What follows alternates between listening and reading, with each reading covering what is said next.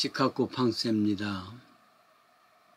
로마 제국의 건국 당시의 이야기입니다.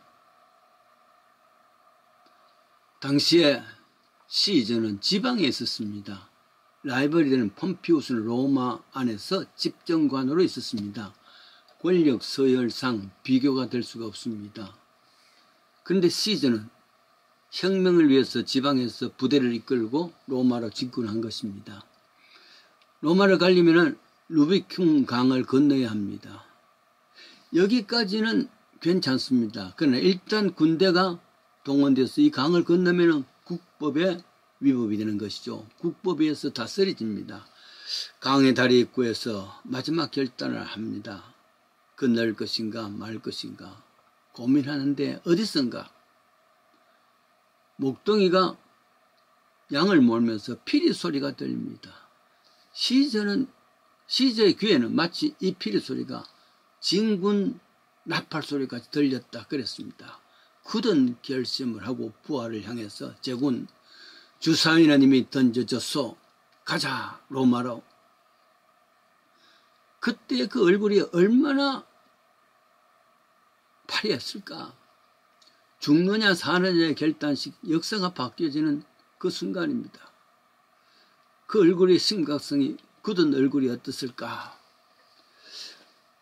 1961년이죠. 5.16 군사혁명 때 혁명군들은 한강 다리 남쪽에서 고민하는 지도자의 박정희의 그때 얼굴을 생각합니다. 결국 한강 다리를 건넜고 한국의 역사는 제3공화국이 되는 바뀌어집니다. 얼마나 그때 한강 다리를 건널 것인가 말 것인가 고민했을까. 그때의 얼굴이 어땠을까. 그 이전에도 그런 이야기가 있죠. 고려의 대장이 되는 이성계가 위화도까지 갔습니다. 청군을 치기 위해서 갔지만은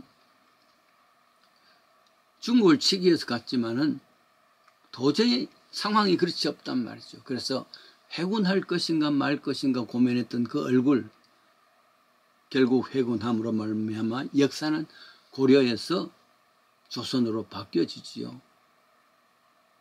그보다 훨씬 전입니다.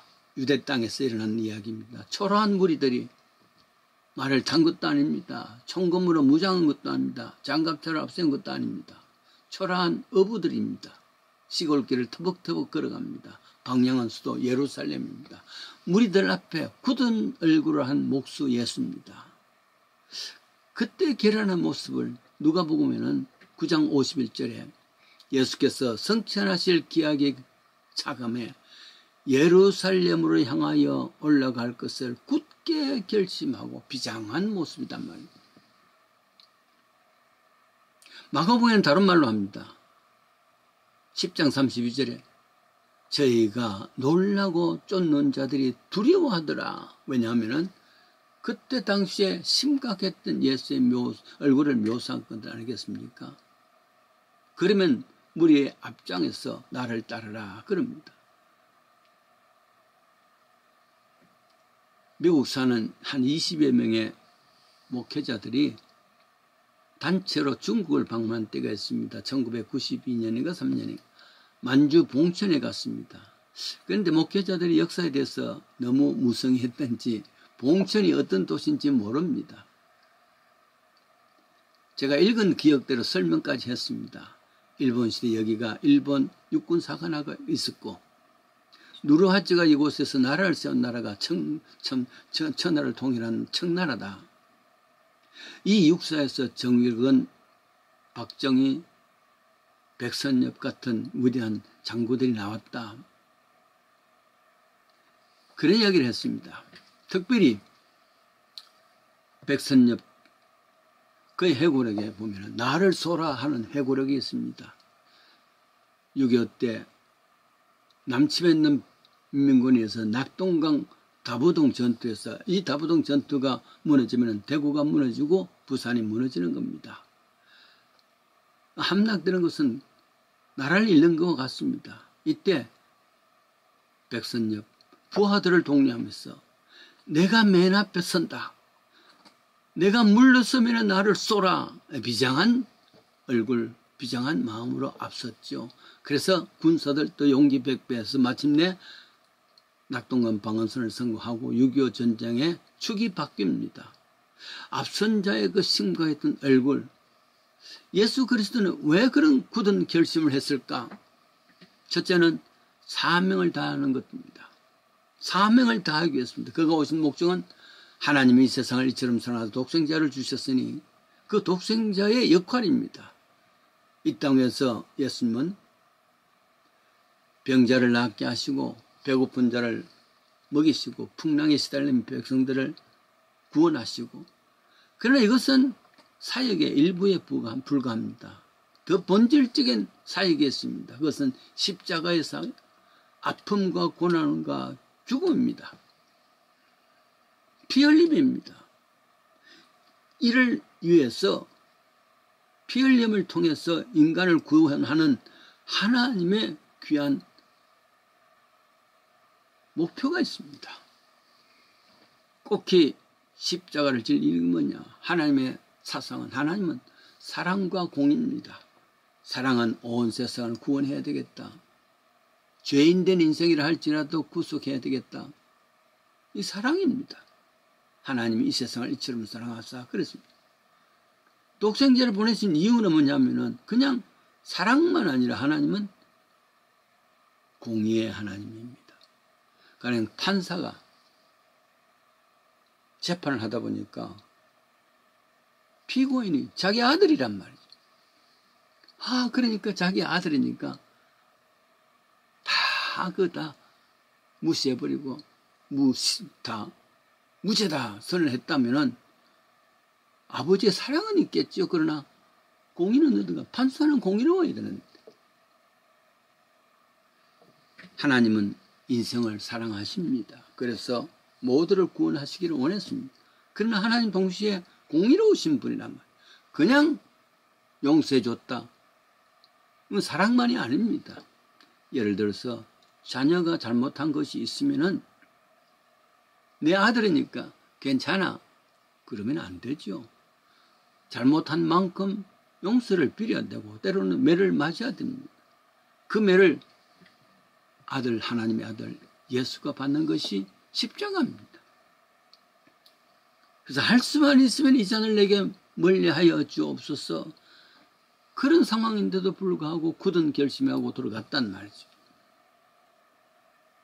즉 하나님께서 맡기신 사명을 다하기 위해서 그런 굳은 결심을 한 예수님을 깊이 생각해 보시기 바랍니다. 두 번째는, 굳은 결심하는 것은 자기를 버리겠다는 비장한 각오입니다. 자신이 제물이 되겠다는 비장한 결심입니다. 그래서 물이 앞섭니다. 요한복음 12장 20절입니다. 하나라의 미랄이 땅에 떨어져 썩지 아니하면, 죽지 아니하면 열매를 맺을 수 없다. 말씀을 해놓고 다른 사람이 그렇게 하기를 바라는 게 아니라 본인이 직접 그것을 했단 말이죠. 그것을 위해서 굳은 결심을 하고 십자가에 가겠다, 그 말입니다. 마태복음 16장 25절에도 아무든지 나를 따르거든 자기를 부인하고 자기 십자가를 지고 굳은 결단을 하란 말, 결심을 하란 말. 이 사람이 약합니다. 아무리 굳은 결심을 해도 무너집니다. 제가 오래전이죠. 해병대에 지원을 했는데 지원자들 다 이제 테스트를 하고, 테스트라는 것은 시험을 쳤습니다. 저도 시험을 쳤죠. 그래서 언제 어디에 모이라 하는데 그게 대구에 있는 대구역입니다. 그러니까 그 시간에 갔더니 지원자들이 가득 모여 있습니다. 가면서 삼낭진과 진해까지 가야 되는데 가면서 온갖 이야기를 막 야단하는데 어떤 사람은 자기가 제일 많이 알듯이 해병대에 대한 이야기를 합니다. 결국 도착을 했습니다. 도착하고 난 뒤에 그날 저녁에 아직도 머리는 깎지 않을 때입니다. 훈련소에 들어가면 대단하지요. 살벌하지요. 빨간 모자를 쓴 조교들이 고함을 치고 여기저기 연병장에서 참 기합 소리도 다들 다 굳게 결심하고 지원을 했지 않습니까? 그런데 저녁에 조교 한 사람, 자, 아직도 늦지 않으니까 집으로 돌아갈 사람 돌아가거라.